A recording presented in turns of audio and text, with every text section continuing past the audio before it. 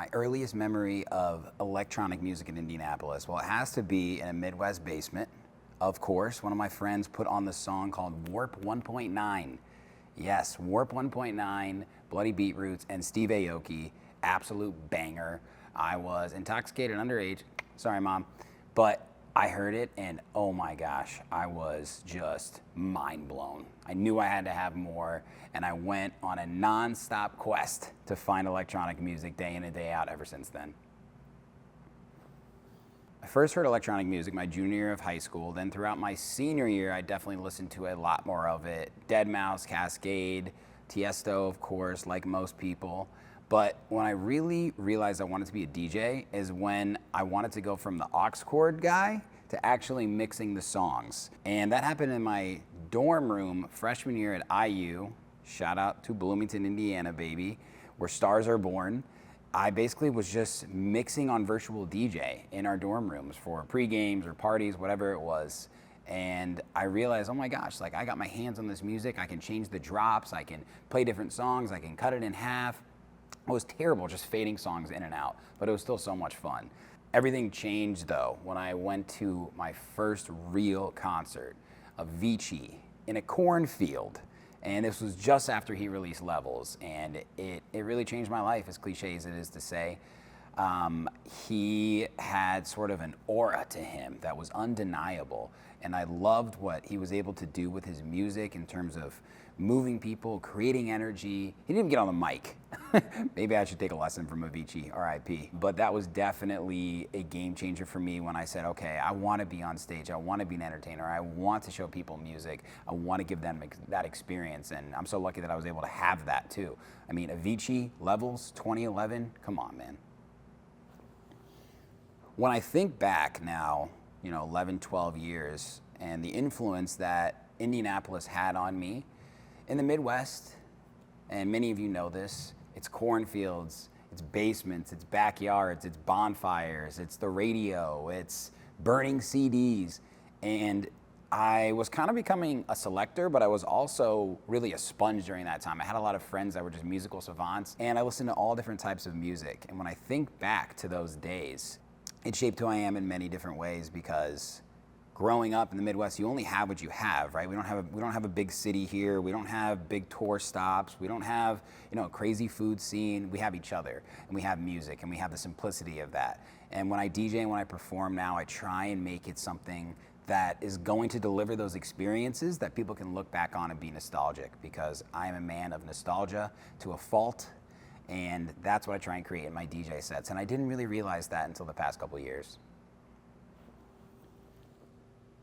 Well, what's so cool about the gig I'm playing tonight, actually, which is at the Vogue, is I went to see Laid Back Luke at the Vogue in 2013. And this was a crazy thing because there weren't big DJs like Laid Back Luke in 2013 coming through Indianapolis. I think it was on a Thursday night too, which is when this show is. Oh my God. Okay, maybe there's a future Sherm out there in the crowd tonight.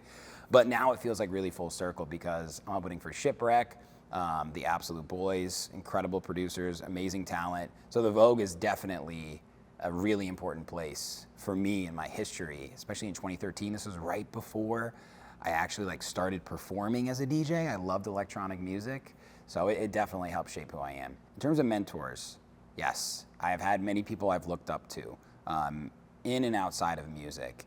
Within the music world, though, I got to give a shout out to my man, Topher Jones, the only other DJ from Zionsville, Indiana, baby. And he's 10 years older than me, and by the time I was in college, he was already having massive success. I went to see him actually at the Snake Pit. I think it was maybe 2012. It was him, Diplo, and Afrojack. And I was just like, oh my gosh, this guy's from my hometown. We had a lot of friends. I had lacrosse coaches that knew him. And I just heard the greatest things about him. So I always looked up to him.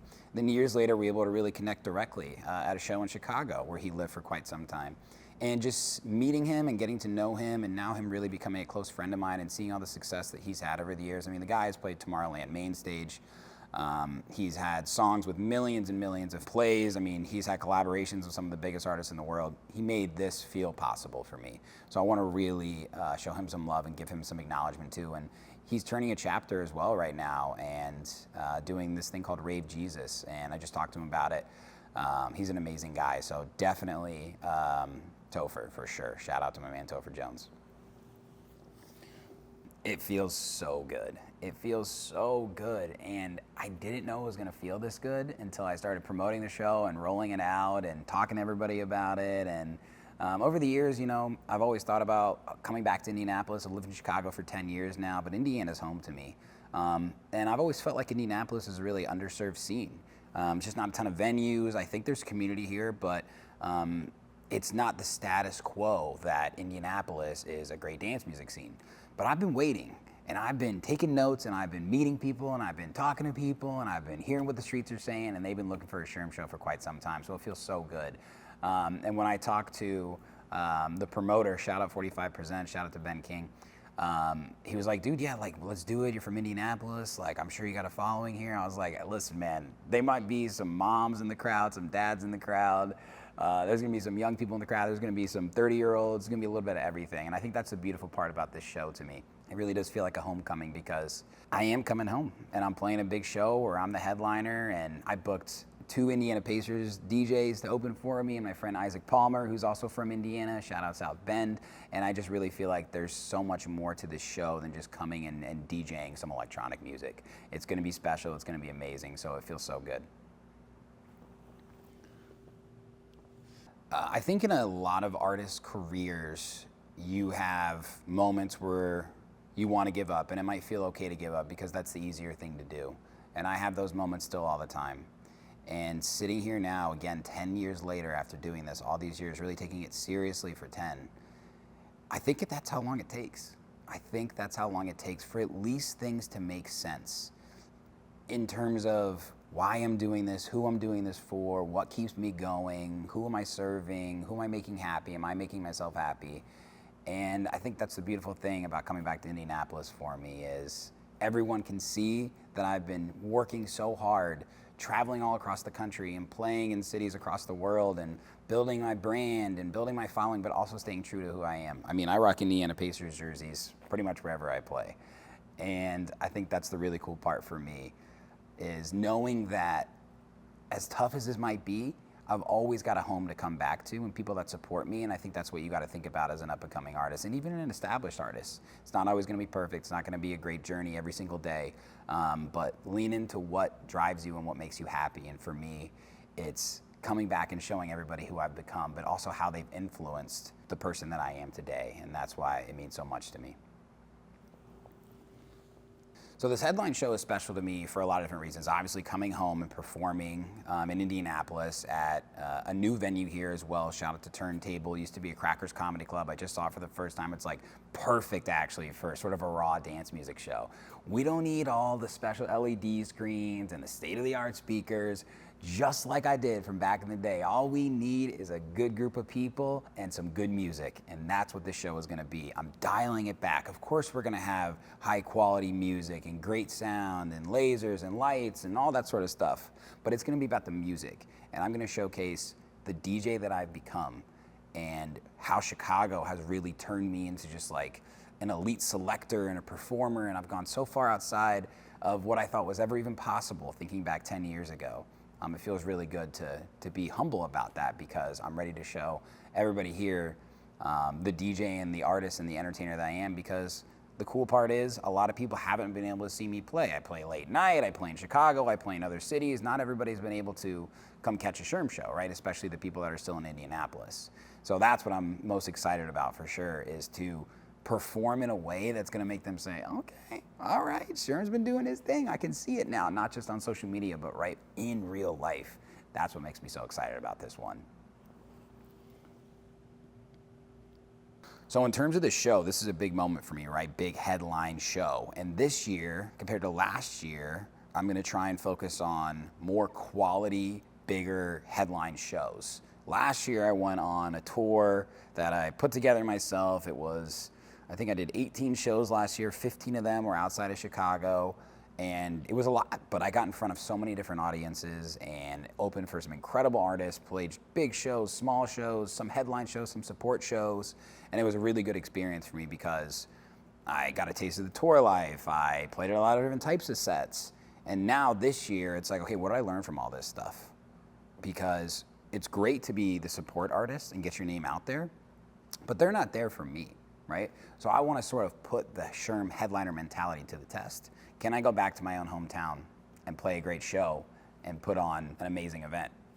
We'll find out, and that's why I'm doing stuff like this, because I hope that people can tell that I care, and that's what matters most to me, is putting my heart and soul into this set. And the set itself, too, it's probably too much to tell you right now, but for anyone that watches this, it's going to be 3 chapters. We're going to come out swinging.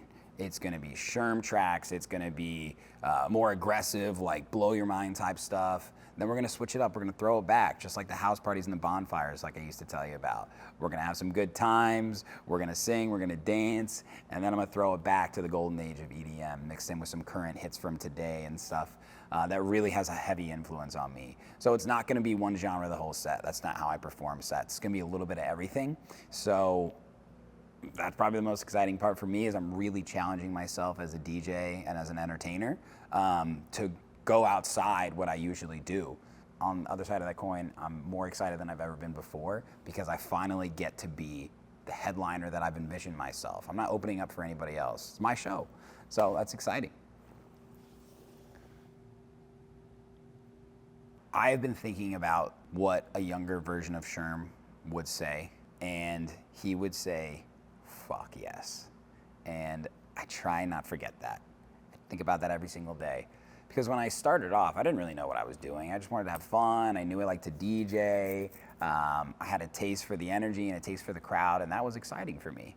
But now where I found myself in the music industry is just like a little bit of everything. It's not just the DJ. It's not just the producer. It's the podcaster that's coming up on 250 episodes. It's the A&R for Hood Politics Records, a heavily influential label in the dance music space that's doing so much more than just releasing music. We're building a community. Co-founding a music conference in Chicago with Olivia Mancuso called Chicago Music Nexus. I would have never predicted the things that I would have done like that. You know, I thought maybe I would just keep DJing, maybe have a hit. I don't know, something would happen.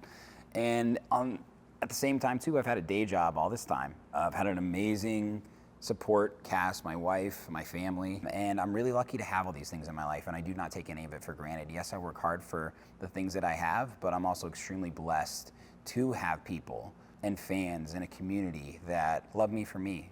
And I would really encourage anybody who's feeling lost or confused just to dial it back and be appreciative of what you do have, even if it's a little bit. Because when you go searching for the things that you don't have, you're going to forget what you do have.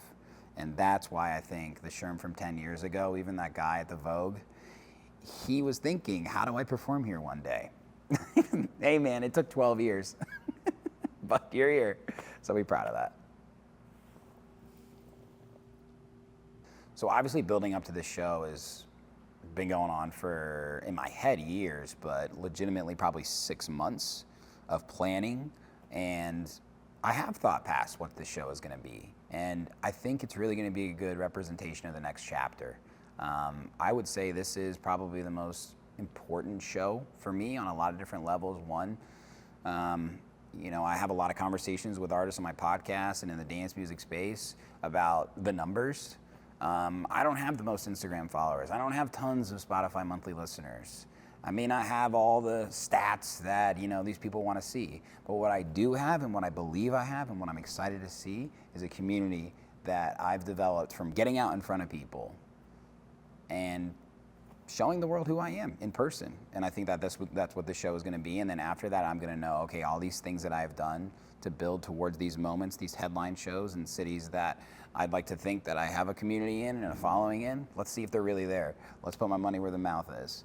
And we're going to find out. Indiana is overlooked and really underestimated, in my opinion, because we do actually have a great culture here. Sports culture is second to none. I am the biggest Pacers fan you've ever met. And I know there's probably bigger Pacers fans out there. And if you are out there, let's connect, because I want to talk Pacers. Nobody wants to talk about the Pacers in Chicago.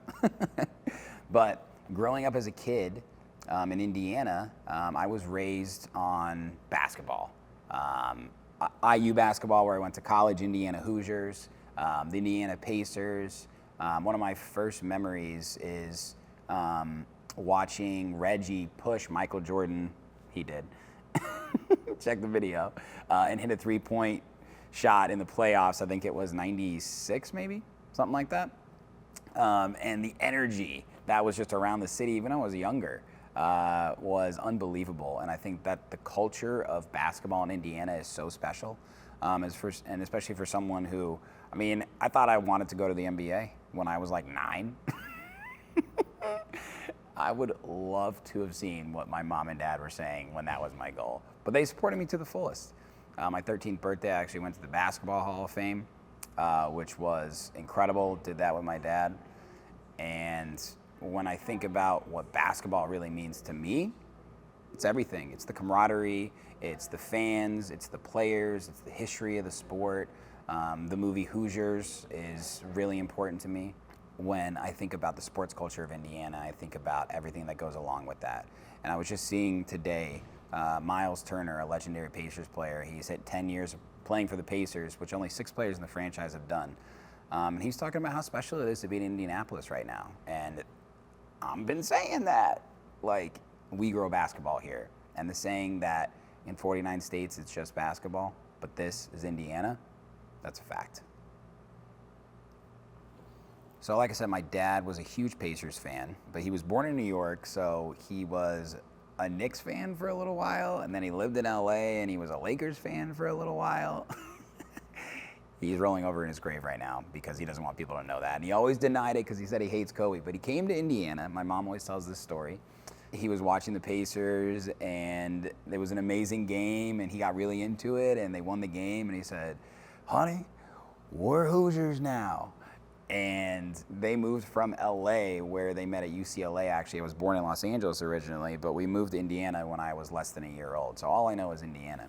And it's just really funny to hear those stories from back in the day. And I think it's had such an influence on me about the culture of the Pacers and Indiana sports and basketball, of course. But the Pacers were always something that my dad and I discussed at length. It's something that we were both extremely passionate about as two Jews that don't have over a 12-inch vert. For some reason, we love basketball, but the Pacers have always been near and dear to my heart. And when my dad, he passed away in June 2023 from lung cancer. And last year, the Pacers had an amazing run. They went to the Eastern Conference Finals, and I was so attached to the team. One, of course, because they were doing great, and they're so much fun to watch. But I realized that my love for the Pacers and how I was sort of grieving my dad was actually combined in the same thing. Watching the Pacers now and back then even, it still feels like I'm watching with him now. You know, I miss him terribly, of course. And I really wish that he could see how they're doing today, and I wish I could talk to him, but I do know what he would say. And I think that's why, of course, over the past couple of years, I've felt so much more connected and nostalgic about Indiana and, of course, the Pacers, too. So that goes into this show. I really wish that he could be there. I really do. I know he'd be so proud. He was my number one fan, just like we were the number one Pacers fans. And a few days before he passed, we were kind of just talking about, you know, my plans were for life. And that was a little bit after he told me he was going to stop taking his medicine, which was really, really tough because being the person I am, glass half full, I just wanted him to live and keep fighting. But it's something you can't understand unless you've had cancer. And we were just having this really open talk, and I'm grateful we were able to have these conversations. And I remember we were watching actually the finals. It was during the finals of 2023. And I said, "Dad, do you ever think the Pacers are going to make it to the finals again?" And he goes, "I bet they will pretty soon." And I remember thinking to myself, well, you'll be there for that, right? And I didn't say it because I think we both knew. So whatever happens with the Pacers, good or bad, I know that he's watching from above and cheering with me. And I know he's cheering me on for this show. So obviously it's a little tough to talk about, but I did want to share this stuff because it's so close to me and near and dear to my heart. So Dad, I know you're watching, and I miss you, and the Pacers are busting their ass for you, and I'm going to throw down at this show in your honor, and I'll play some Bee Gees just for you, too. So the story of this jersey So it's actually a legendary Pacers player, number 33, Danny Granger, but this is not a Danny Granger jersey. See that? Shermanator. These Indian doctors got it from my dad. I don't even know how long ago. I think I was in college, maybe like 2013. And they got him the Shermanator authentic Pacers jersey because he helped them so much, and they got him this jersey, they shipped it. And he goes, what do you think I'm gonna do with this jersey? And I go, Dad, I'm in frat star mode. I'm gonna need that jersey.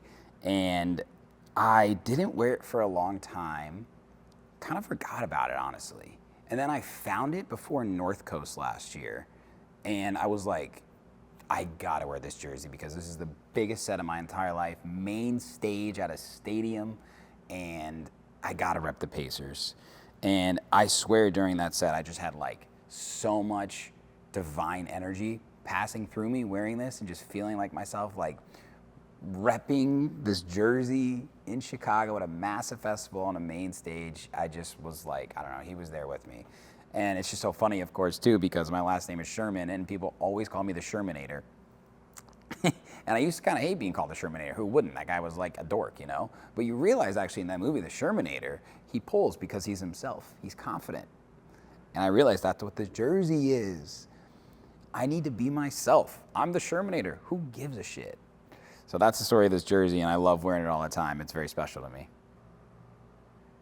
People should want to be at this show for a lot of different reasons. One, I think that it's a really big thing for Indianapolis to have someone like me who's been gone for so long and come back and want to put on for my hometown. I think that's a really cool thing, and I'm very proud of where I'm from, and I want to show people how proud I am of this city and how much it means to me. Second, again, I think that this city is underserved. I think there's a lot of great events, but I'm looking to bring that global energy, the energy that I've experienced all over the world of electronic music right here to Indianapolis. I'm bringing it to you. Third, it's the summer in Indiana, man. It doesn't get better than this. Let's get out, let's have some beers, let's have some fun, let's bring our friends, and let's enjoy this moment together. And fourth, you just don't want to miss this. I'm telling you, I have some surprises in store. We've got awesome merchandise, we've got incredible music, we've got awesome support on this, and it's a brand new venue that's been remodeled from a comedy club. It's built for electronic music. It's so sick. And I just think you should come because, yeah, I'm Sherman. I'm a good salesman. I'm a great DJ. And I hope you guys will be there Friday, June 6th. Turntable. Get your tickets. Do not miss this. It is going to be an incredible time. And believe me when I say you will walk out saying, pretty glad I went.